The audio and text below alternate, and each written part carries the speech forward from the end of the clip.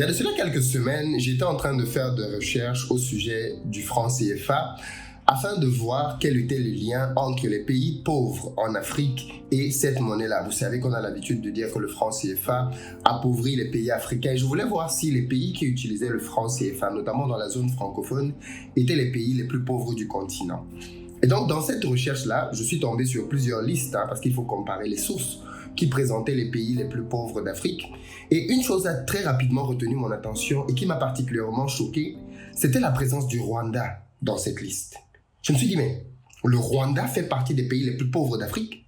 Comment se fait-il qu'un pays qui est présenté comme étant un modèle, un pays qui est supposé être un miracle économique africain, un pays pour lequel il y a énormément de tapage, un pays qui sponsorise des grands clubs européens de football par exemple, se retrouve à faire partie des pays les plus pauvres d'Afrique? Comment est-ce possible? À partir de là donc, j'ai commencé à me poser des questions et à vérifier un certain nombre d'éléments concernant le Rwanda et donc forcément concernant Paul Kagame. Et de là, j'ai découvert pas mal de choses. Des choses très positives qu'on va voir dans cette vidéo, mais aussi des choses qui questionnent énormément et dont on parle très peu. Je me propose donc dans cette vidéo de vous soumettre aux éléments que j'ai pu découvrir afin que vous aussi, vous puissiez faire votre propre analyse. Qui est Paul Kagame? Un héros ou alors quelqu'un dont on nous cache énormément de choses?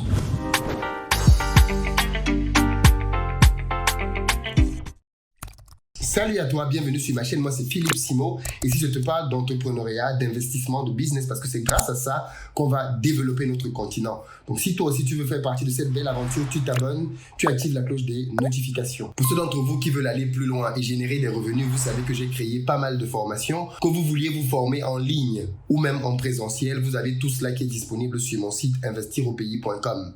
La très bonne nouvelle, c'est que les amis qui sont en France, désormais vous pouvez vous former grâce au CPF. Dans la barre de description, vous avez les liens qui vous permettent d'être recontactés ou alors de nous appeler pour vous expliquer la démarche pour bénéficier de votre CPF.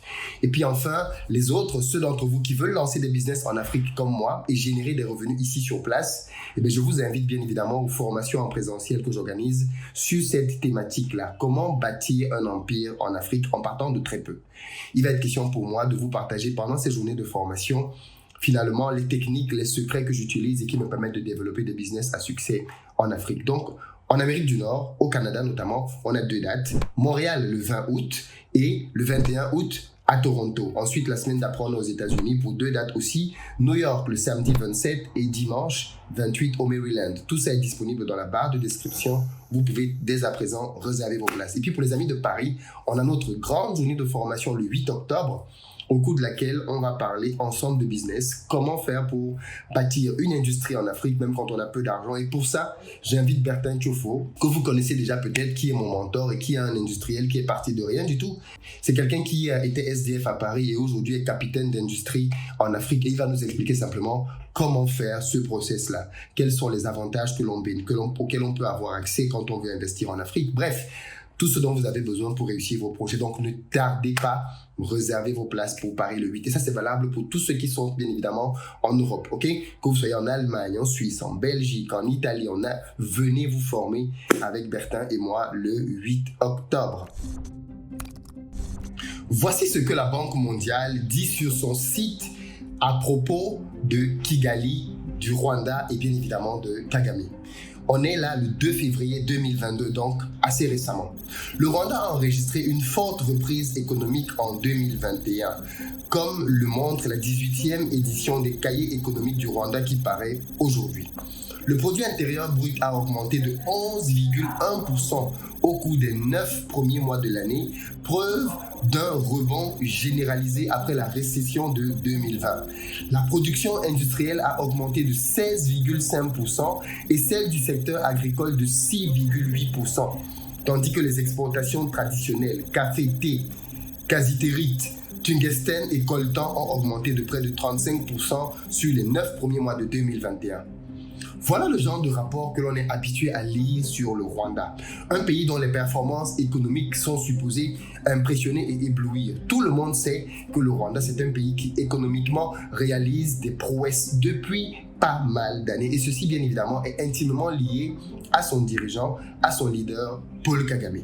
D'ailleurs, le Rwanda aspire à devenir une économie à revenus intermédiaires d'ici à 2035 et à rejoindre les pays à revenus élevés d'ici à 2050. C'est donc là un programme ambitieux. La réputation de Paul Kagame a dépassé depuis fort longtemps les frontières du Rwanda, à tel point qu'il est considéré aujourd'hui par une grande partie de la jeunesse africaine comme un modèle de leader à suivre. Écoutez ce que Jean-Paul Kimonio, conseiller du président Kagame, dit d'ailleurs à ce sujet. Vous pouvez vous rendre compte sur les réseaux sociaux que le Rwanda, et particulièrement le président Kagame, est populaire chez les jeunes Africains. Ce qu'ils apprécient chez lui est sa capacité à réaliser des choses. Beaucoup d'Africains aiment cela parce qu'ils voudraient eux aussi avoir un dirigeant qui réalise des choses. Oui, il faut le dire. Kagame a une réputation d'homme pragmatique, quelqu'un qui exécute. Ce n'est pas quelqu'un qui est simplement dans des discours, mais quelqu'un à qui on peut associer des réalisations concrètes dans son pays.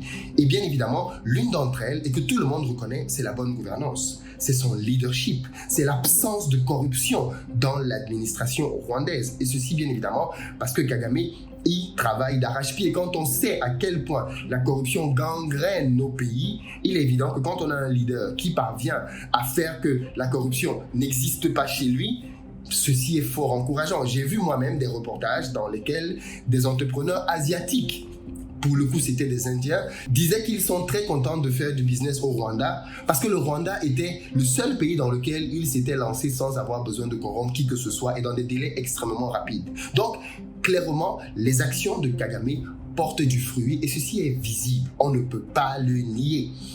Kagame a tellement de succès que beaucoup de chefs d'État africains vont au Rwanda pour prendre des cours. Oui, beaucoup de chefs d'État africains vont au Rwanda pour s'inspirer de Kagame, s'inspirer de son leadership, comprendre comment il parvient à exécuter autant de choses et à redresser l'économie d'un pays qui était exsangue au sortir de la guerre. Kagame a un programme de développement qui est connu et qu'il essaye de respecter. Je vous en ai parlé tout à l'heure, 2035-2050. Les objectifs sont connus et la marche vers ces objectifs-là, bien évidemment, avance quotidiennement. Le Rwanda, c'est un pays dans lequel l'eau, l'électricité sont disponibles, alors qu'on sait que dans beaucoup de nos pays, l'eau est une denrée rare, même dans certaines capitales. Les délestages sont le quotidien des habitants. Ce n'est pas la réalité au Rwanda. C'est un pays dans lequel la santé est disponible. Il est possible, même pour des personnes pauvres au Rwanda, d'avoir des aides de l'État, une sécurité sociale qui leur permet d'aller se soigner. Ceci est factuel. Il y a aussi une place importante pour l'éducation. L'éducation est disponible et gratuite pour les enfants, de telle sorte que tous les enfants du Rwanda puissent aller à l'école. D'ailleurs, le taux d'alphabétisation au Rwanda est parmi les plus élevés du continent africain. Il y a donc là, bien évidemment, un pays dans lequel on voit une volonté d'empiler les éléments qui vont lui permettre demain d'être un acteur qui compte. D'ailleurs, parlons aussi des startups. Le Rwanda a créé un écosystème favorable aux entreprises qui font que beaucoup d'entreprises aujourd'hui vont au Rwanda, même dans les domaines de la technologie, pour s'y installer parce qu'il y a sur place un écosystème favorable à leur croissance. Tout ceci se matérialise par des résultats concrets. Le Rwanda est classé, s'il vous plaît, 38e sur 190 pays dans le Doing Business. C'est donc un pays qui est très bien placé dans le monde entier. 38e, s'il vous plaît. Deuxième en Afrique. Alors, il a longtemps été premier et maintenant, il est repassé deuxième. Il repassera peut-être premier. Mais voilà les performances du Rwanda face auxquelles on peut être clairement admiratif. Mais quand on a fini de parler de tout ça, il faut aussi se dire que le leadership de Kagame se fait critiquer et parfois même de l'intérieur. Et l'une des choses que l'on peut reprocher au leadership de Kagame, c'est le fait qu'il n'y ait pas de place pour la liberté d'expression qui est pourtant une valeur fondamentale en démocratie. Écoutez plutôt ce que David Imbara, ancien conseiller économique de Kagame, dit de lui. Il est très agressif, très rude et très violent. Il bat les gens. Des parlementaires, des officiers de justice, des membres du Sénat en ont fait l'expérience. Il abuse.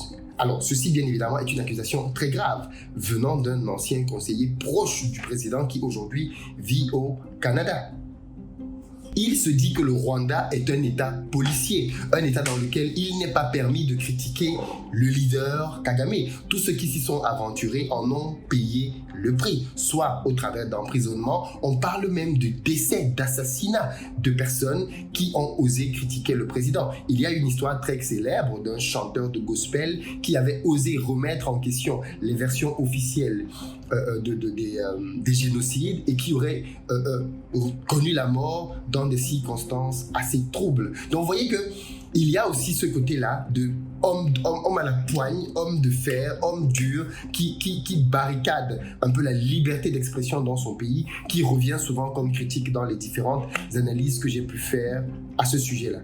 Autre point, ce sont les chiffres. David Imbara, le conseiller économique de Kagame, dit que plusieurs des chiffres que le Rwanda présente en réalité sont des chiffres falsifiés. Et ça, bien évidemment, c'est une accusation très grave parce que, bien évidemment, si les chiffres sont falsifiés, ça veut dire que en fait, le scénario n'est pas si beau qu'on le pense.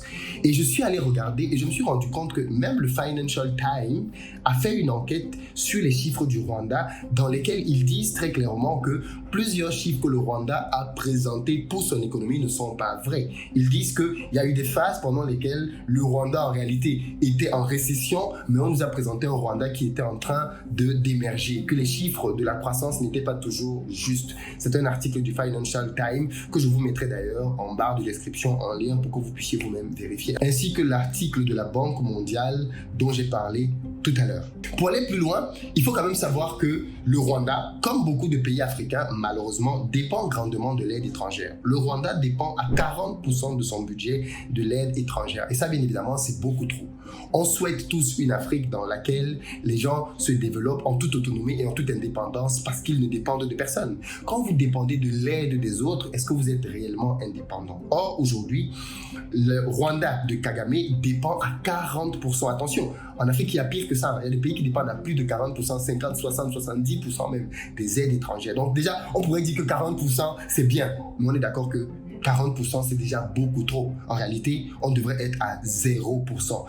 Tant que tu dépends des gens, tu ne peux pas réellement être libre. Et puis, le sujet qui fâche par-dessus tout, c'est l'implication de Kagame dans le pillage de la RDC. Beaucoup de choses sont dites là-dessus. Si vous vous rappelez, quand j'ai lu l'article de la Banque mondiale tout à l'heure, je vous ai dit que le Rwanda voyait ses exportations de coltan exploser de plus de 35% sur les 9 premiers mois de 2021. Mais est-ce que le Rwanda a du coltan dans son sol? A priori, non. D'où vient-il donc que le Rwanda soit le premier exportateur de coltan au monde? Si ce n'est le fait que ce coltan soit pris en RDC. Mais dans quelles conditions? Est-ce qu'il y a des contrats entre les États? Ou alors, c'est un coltan qui est pris de manière frauduleuse? En tout cas, c'est ce qui se dit de manière assez forte au sujet de Kagame, c'est qu'il maintient, alors il n'est pas le seul, il y a les Chinois, il y a plein de personnes qui le font, mais il fait partie des personnes qui créent le trouble à l'est du Congo pour pouvoir prendre les ressources de cette zone-là et en faire bénéficier son pays. Parce qu'il faut le dire aussi, le Rwanda, c'est un pays qui n'a pas un sous-sol très riche. Le Rwanda, c'est pas un pays qui a beaucoup de matières premières. Comment donc expliquer le miracle économique rwandais? Qu'est-ce que ce pays a qui lui donne autant de devises? Donc c'est une question bien évidemment qu'il faut pouvoir se poser. Ce pillage est possible parce que d'après certains analystes, beaucoup de soldats rwandais se retrouvent dans l'armée congolaise. On parle de plus de 40 000 soldats. Certaines estimations vont entre 35 et 50 000 soldats rwandais qui seraient aujourd'hui dans l'armée congolaise, de la RDC bien évidemment. Et certains disent même que beaucoup de généraux rwandais font partie de l'armée congolaise. Alors bien évidemment, ici il s'agit de deux pays voisins dans lesquels forcément il y a eu des mélanges de population.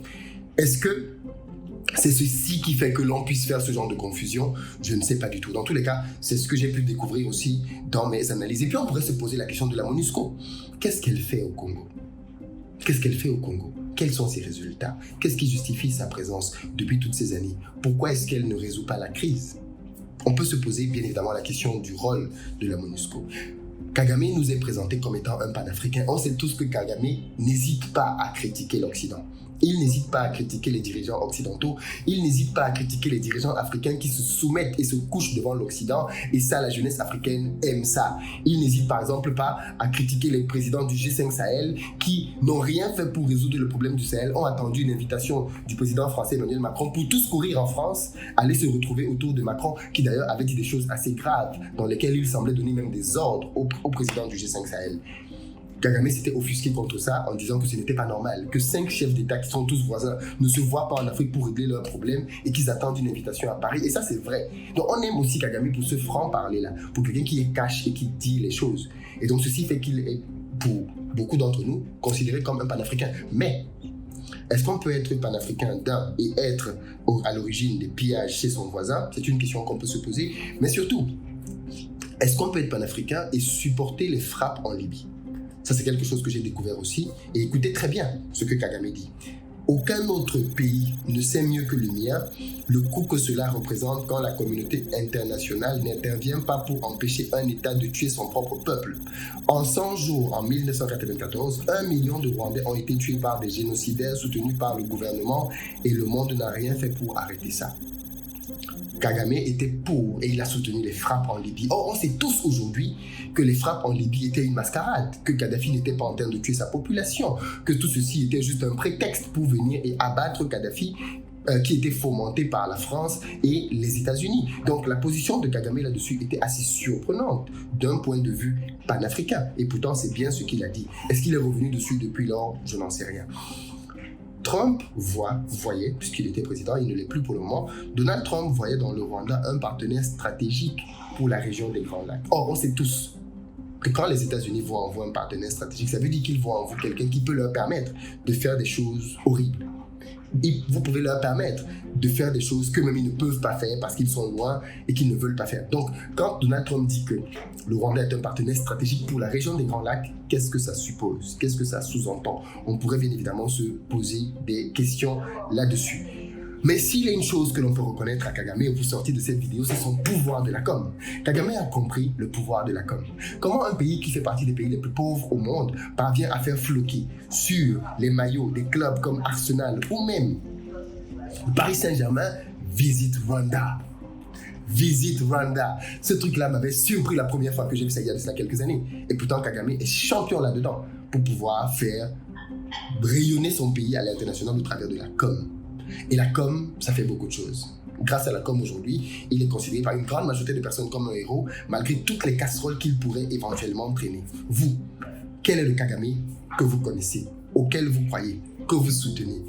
Que retenez-vous de cette vidéo? Dites-moi tout ça dans les commentaires. Mais pour aller un peu plus loin sur cette thématique, j'aurai d'autres invités pour pouvoir en parler. Patrick Mbeko, Charles Nana et peut-être d'autres encore qui viendront pour nous donner leur position par rapport à leur vision de ce que Kagame peut avoir fait pendant dans son passé et peut-être encore aujourd'hui. Bien évidemment, le but pour moi, c'est de faire aussi intervenir des personnes qui ont des positions contraires. Donc, si vous avez des personnes, des analystes qui pensent de manière différente, ils sont aussi les bienvenus pour pouvoir équilibrer les débats. À très bientôt.